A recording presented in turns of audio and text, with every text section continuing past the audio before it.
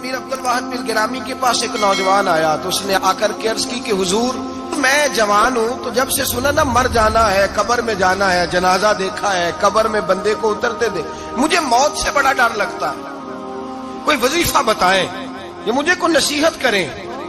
تو میر عبدالواحد بن گرامی رحمت اللہ علیہ فرمانے لگے بیٹے تیری جیب کس طرح کی ہے، پیسے کس طرح کے؟ کہنے لگا حضور بڑا کرم ہے اللہ کا، مالدار ہوں، خوشحال ہوں۔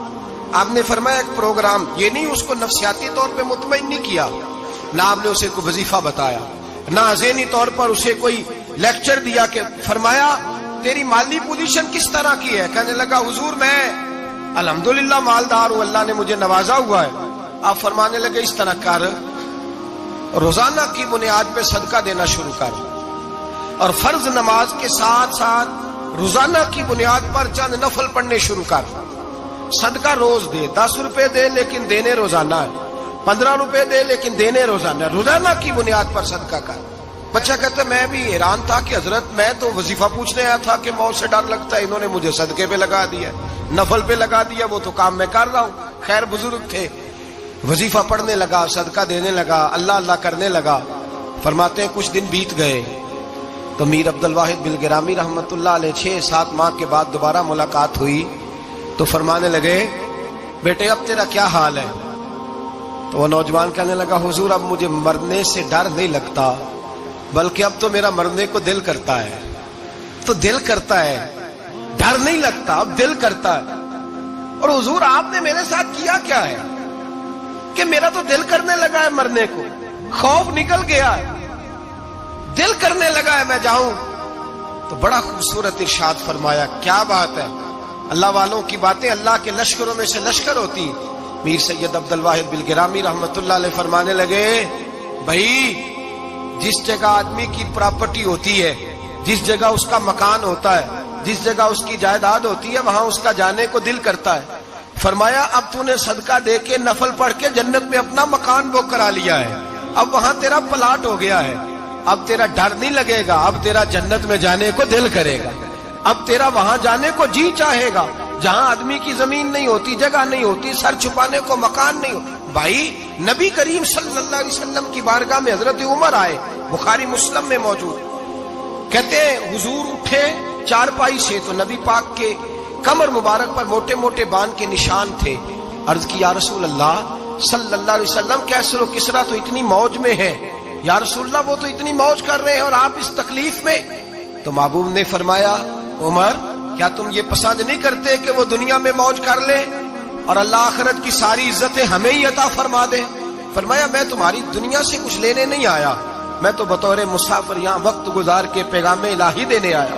تو میرے بھائی جب توحید باری تعالیٰ پر توجہ ہوتی ہے پھر دنیا کی لذتوں پہ دل نہیں لگتا، پھر انسان ساری محنت آخرت کے لیے کرتا ہے، پھر اس کا خیال آخرت کی طرف رہتا ہے۔ اور میرے اعلیٰ حضرت فاضل و محدث بریلوی رحمت اللہ تعالیٰ علیہ فرماتے ہیں جب تیری توجہ توحید باری تعالیٰ کی طرف ہوتی ہے نا پھر تو اپنے آپ کو سنبھال کے نہیں رکھتا، پھر تو تیرا دل کرتا ہے میں جیوں بھی تو اللہ کے لیے، مروں بھی تو، بول کے بتائیے، جیوں بھی تو اور مروں بھی تو، میری زندگی کا مقصد تیرے دین کی سرفرازی، میں اسی لیے مسلمان، میں اسی لیے نمازی۔ پھر دل کرتا ہے کہ جینا مرنا اللہ کے لیے ہو۔ پھر صحابہ حضور کی بارگاہ میں آ کے سفارشیں کرتے ہیں۔ حضرت ابو سعد خزیمہ، بڑی عجیب حدیث اور بڑا نرالا رنگ اس روایت کا، حضرت ابو سعد خزیمہ رضی اللہ تعالیٰ عنہ، ان کے بیٹے، ان کا نام سعد تھا، بیٹے بدر میں شہید ہو گئے۔ حضور نے احد کے لیے اعلان کیا تو حضرت خزیمہ آئے نبی پاک کی بارگاہ میں اور آ کے کھڑے ہوئے تو عرض کرنے لگے محبوبہ میں دعا کرانے آیا ہوں۔ صحابہ کہتے ہیں لبو لہجے میں اتنا حسن تھا، گفتگو میں اتنی مٹھاس تھی، اس کی بولی کے اندر اتنا پیار تھا کہ ہمارے دل مائل ہو گئے کہ یہ کیا کہنے آئے۔ حضرت خزیمہ عرض کرنے لگے یا رسول اللہ صلی اللہ علیہ وسلم میرا صاحبزادہ، میرے بیٹے محمد سعد وہ بدر میں شہید ہو گئے تھے، یا رسول اللہ میں شہادت سے رہ گیا تھا، حضور ہم دونوں باپ بیٹے کا ارادہ تھا جہاد میں آنے کا، ہم دونوں کا پروگرام تھا، وہ کہتا تھا میں جاؤں گا، میں کہتا تھا میں جاؤں گا۔ پھر ہم نے قرآن اندازی کی تو قرہ میرے بیٹے کے نام نکلا، بیٹا میرا آیا بدر میں، پھر اللہ تبارک و تعالیٰ نے اسے شہادت عطا فرمائی، وہ شہید ہو گیا۔ یا رسول اللہ صلی اللہ علیہ وسلم، آپ نے کل اعلان فرمایا ہے کہ احد کے لیے جانا ہے، اور رات ہی کو میرا بیٹا مجھے خواب میں ملا ہے، اور میں نے دیکھا ہے وہ تو جنت کی نہروں کے قریب سیریں کر رہا ہے، اور مجھے کہہ رہے ابا جی جلدی آ جائیں، یہاں مل کے رہیں گے، مل کے وقت گزاریں گے۔ یا رسول اللہ صلی اللہ علیہ وسلم، میں بے چین ہو گیا ہوں اس کے پاس جانے کے لیے، دعا فرمائے اللہ مجھے بھی شہادت عطا فرما دے، اللہ مجھے بھی شہادت دے دے۔ صحابہ کہتے ہیں اس کی عجیب، اس کا دعا کرانے کا، ہم نے تو دیکھا تھا لوگ دعا کرانے آتے ہیں کوئی مصیبت کے لیے، کوئی پریشانی کے لیے، کوئی آزمائش کے لیے، کوئی بیماری کے لیے۔ یہ مصطفیٰ کریم کے صحابہ کا بارگاہ خداوندی پر اعتماد، توحید باری تعالیٰ پر نظر، کہ وہ کہتے ہیں ہم تو اللہ کے لیے جان دینے کی دعا کرانے آئے، دعا کریں اللہ ہمیں اپنے رستے میں شہادت کی موت دے۔ صحابہ کہتے ہیں نبی پاک نے دعا فرمائی، پھر ہم نے حضور کی دعا کو قبول ہوتے بھی دیکھا، ہم نے اپنی آنکھوں سے مصطفیٰ کی دعا کو قبول ہوتے دیکھا، ہم نے جناب خزیمہ کو احد کے میدان میں شہید ہوتے دیکھا، اور میرے رسول پاک صلی اللہ علیہ وسلم کے صحابہ ان کی طرف دیکھتے تو رشک کرتے، فخر کرتے، کہتے دیکھو یہ وہ غلام ہے جو حضور سے دعا لے کر کے دنیا سے گیا۔ آج جو لوگوں کا مرنے کو دل نہیں کرتا، آج بڑی بڑی بلڈنگیں بناتے ہیں، بڑی بڑی عمارتیں کھڑی کرتے ہیں، بڑی بڑی جائیدادیں بناتے ہیں، ہر بینک میں اکاؤنٹ کھلواتے ہیں، سرمایہ، پیسہ، دنیا داری بناتے ہیں، تعلقات بناتے ہیں، سیاسی سماجی رشتے، دنیا داری کے جھوٹ کے ناطے۔ توحید باری تعالیٰ پر جب اعتماد ہوتا ہے تو انسان جس رشتے کو مضبوط کرنا چاہتا ہے وہ یا خدا کا رشتہ ہوتا ہے یا محمد مصطفیٰ کا رشتہ ہوتا ہے، باقی تو پھر اس کی توجہ ہٹ جاتی، باقی تو ہٹ جاتی ہے توجہ، پھر وہ یہ دیکھتا ہے کہ خدا رسول کے ساتھ رشتہ کس طرح مضبوط ہو سکتا ہے۔ میرے بھائی، توحید باری تعالیٰ اللہ کے رستے میں مرنے کا جذبہ دیتی ہے، راہ الہی میں نکلنے کا شوق پیدا کرتی ہے۔ اللہ تبارک و تعالیٰ کی توحید جب تو کامل طور پر مانتا ہے پھر تیرا آگے بڑھنے کو دل کرتا ہے۔ حضرت سیدنا انس بن مالک رضی اللہ تعالیٰ عنہ فرماتے ہیں، الترغیب والترہیب میں حدیث مبارکہ موجود ہے، فرماتے ہیں احد کے میدان میں یا اس کے علاوہ کوئی ایسا موقع تھا کہ ایک صحابی حضور کی بارگاہ میں آئے، عرض کرنے لگے یا رسول اللہ صلی اللہ علیہ وسلم، ایک تو میں غریب ہوں، دوسرا میری شکل صورت خوبصورت نہیں، تیسرا میرے وجود سے بدبو نکلتی ہے، کوئی میرے قریب نہیں بیٹھتا، اگر میں اللہ کے رستے میں جہاد کروں، اپنی راہ خدا میں جان دے دوں، تو بتائیے میرا رب مجھے کیا عطا کرے گا؟ تو نبی پاک نے فرمایا اگر تو شہید ہو گیا تو سارے دروازے کھل جائیں گے جنت کے، سیدھا جنت میں جائے گا۔ یقین کامل دیکھیے، احد کے میدان میں تلوار پکڑی، جہاد کیا، شہید ہو گئے، صحابہ کہتے ہیں نبی پاک اس کے سرانے آ کے کھڑے ہوئے، اور کیا خوبصورت جملے ارشاد فرمائے اللہ تبارک و تعالیٰ نے اس کی بدصورتی کو خوبصورتی میں بدل دیا ہے، اللہ نے اس کے وجود سے آنے والی بدبو کو خوشبو سے بدل دیا، اور نبی پاک علیہ السلام فرمانے لگے جنت کی حور دروازہ کھول کے اسے کہہ رہی ہے آ جا جلدی جلدی، اللہ نے تیرا نکاح میرے ساتھ فرما دیا ہے، جلدی آ جا، میں تیرے استقبال کو کھڑی۔ میرے عزیز، کچھ لوگ ایسے ہیں جن سے عذاب قبر ہوگا ہی نہیں۔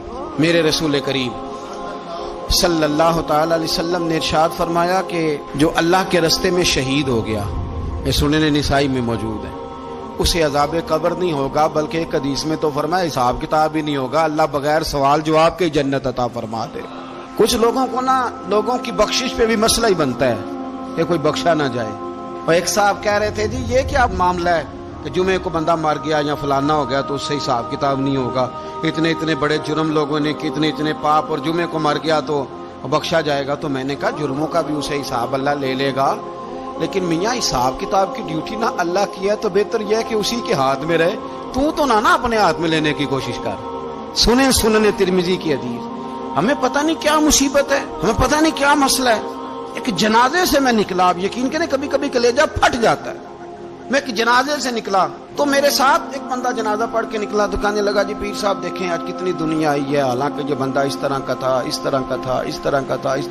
میں نے اسے کہا یار تجھے تو فکر ہی لگ گئی ہے کہیں جنت میں چلا ہی نہ جائے، تو اس طرح کرنا جنت کے دروازے کے سامنے کھڑے ہو جانا ڈنڈا لے کے کہ میں نے نہیں جانے دینا. شرم آنی چاہیے ہمیں. اللہ فرماتے ہیں جنت اتنی چوڑی ہے جتنے زمین و آسمان ہے، اس کی چوڑائی زمین اور آسمان کے برابر ہے. تو ہم تو اپنے علاوہ کسی کو جانے نہیں دینا چاہتے جنت میں. اور بس کریں، جنت خدا کا فضل ہے، اور اللہ فرماتے ہیں میرا فضل میں جسے چاہتا ہوں عطا کرتا ہوں. یہ سنن ترمذی کی حدیث، اور اس کے راوی حضرت عبداللہ ابن عمر رضی اللہ تعالیٰ عنہ. نبی پاک علیہ السلام نے فرمایا جو مسلمان جمعے کے دن یا جمعے کی رات کو فوت ہو اس کو اللہ تعالیٰ قبر کی آزمائش سے محفوظ رکھتا ہے. جو جمعے کی رات فوت ہو جائے یا جمعے والے، یعنی جمعے رات اور جمعے کی درمیانی رات چلا جائے یا جمعے والے، تو اللہ اسے عذاب قبر سے. تو میرے عزیز، جو بندہ شہید ہو اس سے عذاب قبر نہیں ہوتا. جو آدمی جمعے کے دن یا جمعے کی رات چلا جائے اسے بھی عذاب قبر نہیں ہوتا. اور میرے رسول کریم صلی اللہ تعالی علیہ وسلم نے فرمایا جو بندہ ایک دن اور ایک رات، یہ حدیث صحیح مسلم میں، سنن ترمذی میں، مصنف عبد الرزاق میں موجود ہے، ایک دن اور ایک رات اللہ کی رضا کے لیے اسلامی سرحد پہ پہرا دے. میں اور آپ سوئے ہوئے ہیں، لیکن وہ لوگ جو فوجی بارڈروں پہ کھڑے ہیں، دیکھو مدینے والے محبوب کس کس پہ کرم فرماتے ہیں. ساری عمر نہیں، 24-25 سال کی سروس نہیں، فرمایا ایک دن اور ایک رات اللہ کی رضا کے لیے جو اسلامی سرحد پر پہرا دے، مسلمانوں کو کافروں سے بچائے، رب اسے عذاب قبر نہیں دے گا، اسے اللہ تعالیٰ اپنے فضل سے معاف فرما دے گا. ایک رات اور ایک. آپ کیا سمجھتے ہیں کہ ان فوجیوں کی کوئی چھوٹی شان ہے؟ ان کا کوئی چھوٹا مرتبہ ہے؟ ایک دن اور ایک رات اگر یہ پہرا دیں تو اللہ انہیں اتنا انعام عطا کرتا ہے. اسی طرح سن لو، یہ ذرا غور سے سننا، ابن ماجہ کی حدیث، اور اس کے علاوہ مسند ابو یعلا میں موجود حدیث کے راوی حضرت ابو ہریرہ رضی اللہ تعالی عنہ، حضور صلی اللہ تعالی علیہ وسلم نے فرمایا جو شخص بیماری سے فوت ہوا، قربان جاؤں میرے محبوب نے بیماری کا نام ہی نہیں لیا، فرمایا کوئی بھی بیماری ہو، فرمایا جو آدمی بیماری سے فوت ہوا اللہ اسے شہادت کی موت عطا فرمائے گا، اور وہ عذاب قبر سے اور قبر کے امتحان سے بھی محفوظ رہے گا. اور حضور فرماتے ہیں اس کو صبح اور شام جنت کے باغوں میں سے رزق دیا جائے گا. جو کسی بھی بیماری سے مرا، یہ لوگ بیماری سے مر رہے ہیں تو لوگوں نے اچھوت سمجھ رہے ہیں. اچھوت، یہ اچھوت نہیں ہے، اس لیے کہ لوارث نہیں، یہ خدا رسول کے ماننے والے ہیں. تم انہیں اچھوت کہہ رہے ہو اور مدینے والے رسول انہیں شہید فرما رہے ہیں. حضور نے فرمایا جو بیماری سے مرے شہید ہے، وہ قبر کے عذاب سے محفوظ رہے گا اور جنت کے باغوں میں سے اللہ رزق دے گا. لوگ کہتے ہیں دیکھو جی بڑا تانگ ہو کے دنیا سے گیا ہے، تو اس بندے کو بھی عذاب قبر نہیں ہوتا. اسی طرح جو بندہ سورہ ملک پڑھتا ہے، سنن ترمذی میں حضرت ابن عباس سے روایت ہے کہ حضور صلی اللہ علیہ وسلم کے ایک صحابی نے ایک جگہ خیمہ لگایا تو وہاں سورہ ملک پڑھنے کی آواز آتی تھی، کوئی بندہ پڑھنے والا نظر نہیں آتا تھا. جب حضور کی بارگاہ میں عرض کیا تو فرمایا وہاں قبر تھی اور قبر کے اندر بیٹھ کے میرا صحابی سورہ ملک کی تلاوت کر رہا تھا. اگر ہمیں خسرہ نمبر یاد ہو جاتا ہے نا اپنی جگہ کا، اور ہمیں پتہ ہوتا ہے کہ میرے والا حصہ کتنے کروڑ کا ہے، اگر ساری کہانیاں ہمیں یاد ہوتی ہیں تو سورہ ملک بھی ہمیں یاد ہو سکتی ہے. موبائل پہ اس کو ریکارڈ کر لیں، پھر اس کو سنیں کبھی بھی سورہ ملک میں. اور ہمارے سلسلہ عالیہ میں تو سورہ ملک وظیفہ ہے. ہمارے الوظیفۃ الکریمہ میں اعلیٰ حضرت نے لکھا ہے کہ رات کو سورہ ملک اور سورہ یاسین کے بغیر سونا نہیں. سورہ ملک اتنی شاندار صورت ہے کہ نبی پاک صلی اللہ علیہ وسلم نے فرمایا یہ قیامت کے دن اللہ کی بارگاہ میں ناز سے جھگڑا کرے گی اور کہے گی اے اللہ یہاں تو میرے پڑھنے والے کو جنت عطا فرما یا مجھے قرآن پاک سے علیحدہ کر دے.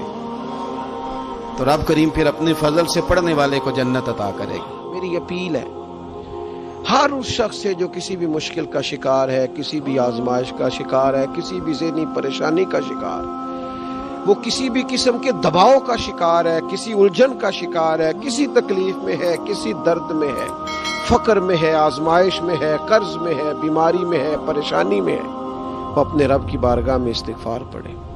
استغفر اللہ ربی من کل ذنب واتوب الیہ کثرت کرے، نہیں تو استغفر اللہ استغفر اللہ استغفر اللہ کثرت سے پڑھے. کسی بھی صورت میں اپنے مالک کے حضور استغفار کرتا رہے، کرم ہوتا رہے گا، رحمت ہوتی رہے گی، بخشش ملتی رہے گی، اللہ درگزر فرمائے گی. حضرت امام حسن سے آ کے وظیفہ پوچھا اس شخص نے کہا حضور اولاد کوئی نہیں تو وظیفہ بتایا، تو آپ نے فرمایا استغفار پڑھا کر، کیا کر؟ اس نے کہا ٹھیک ہے۔ تو حضور پھر میں دوبارہ کعبہ ہوں، تو امام حسن کہنے لگے بے اولاد ہے نا تو، استغفار کا وظیفہ بتایا نا؟ کہا ہاں۔ فرمانے لگے اب اس وقت آنا جب اللہ تجھے 10 بیٹے عطا کرے گا۔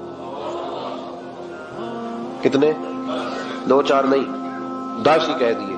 تو حضرت امیر معاویہ رضی اللہ تعالیٰ دیکھا، کہنے لگے حسن اتنا بڑا دعویٰ؟ آپ فرمانے لگے میں نے کہہ دیا نا تو اللہ فضل کرے گا۔ ہاں ہاں اللہ خیر کرے گا، خیر ہو جائے گی۔ وہ شخص کئی سالوں کے بعد آیا، کئی سالوں کے بعد، تو حضرت امیر معاویہ کو بھی ساتھ لایا، کہنے لگا حضور اللہ کے فضل سے اللہ نے 10 بیٹے عطا فرمائے، پورے 10 ہی اللہ نے دیے۔ تو حضرت امیر معاویہ کہنے لگے جناب بات تو آپ کی سچی ہو گئی، پر مجھے بھی بتائیے وظیفہ کہاں سے لیا؟ فرمانے لگے قرآن پاک سے، سورہ نوح کی 10 11 12 آیت پڑھو۔ اللہ فرماتے ہیں تم استغفار پڑھو، میں تمہاری بیٹوں سے بھی مدد کروں گا، مالوں سے بھی مدد کروں گا۔ تو میں نے استغفار بتائی تھی اور قرآن میرے اللہ کا ہے، رب کا وعدہ جھوٹا ہو سکتا؟ فرمایا 10 بیٹے ملنے تھے، میں نے کہہ جو دیا تھا۔ وہ میرے بھائیوں یاد رکھیں، استغفار اللہ کی رحمت نازل کرتا ہے۔ ایک ہوتا ہے خوف، ایک ہوتی ہے خشیت۔ خوف والے لوگ توبہ کرتے ہیں، خشیت والے استغفار کرتے ہیں۔ ایک ہوتا ہے خوف، ایک ہوتی ہے خشیت والے استغفار کرتے ہیں۔ نبی کریم علیہ السلام نے فرمایا میں دن میں 100 مرتبہ استغفار کرتا ہوں، دن میں۔ توبہ والا کہتا ہے کہ میں بھول گیا تھا، مجھے معافی مل جائے، اور خشیت والا کہتا ہے میرا یار ناراض نہ ہو جائے، وہ استغفار ہی کرتا رہتا ہے، وہ معافی مانگ۔ حضرت رومی نے مثال دی ہے، فرماتے ایک عورت تھی تو بھیک مانگا کرتی تھی، ایک دن بادشاہ کے دروازے پہ بھیک مانگنے گئی تو بادشاہ کو پسند آ گئی، اس نے نکاح کر لیا۔ 20 کنیزائیں اس بی بی کے پاس تھی خدمت کرنے کے لیے، روٹی دینے کے لیے، کپڑا دینے کے لیے، لیکن وہ ہر وقت روتی رہتی تھی، ہر وقت روتی۔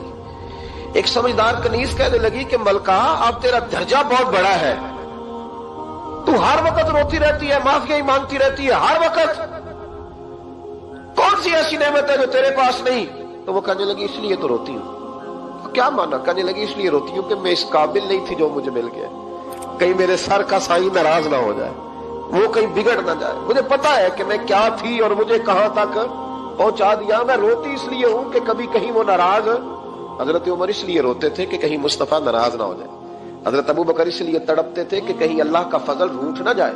یہ جو مولا علی اپنے کمرے میں بیٹھ کے زور زور سے استغفار پڑھتے تو اس لیے نہیں کہ بڑے پاپ تھے جن کی معاذ اللہ معافی مانگتے تھے، اس لیے کہ رب رسول کہیں ناراض نہ ہو۔ خشیت تھی کہ جہاں ہم پہنچے ہوئے کہیں وہاں سے واپس۔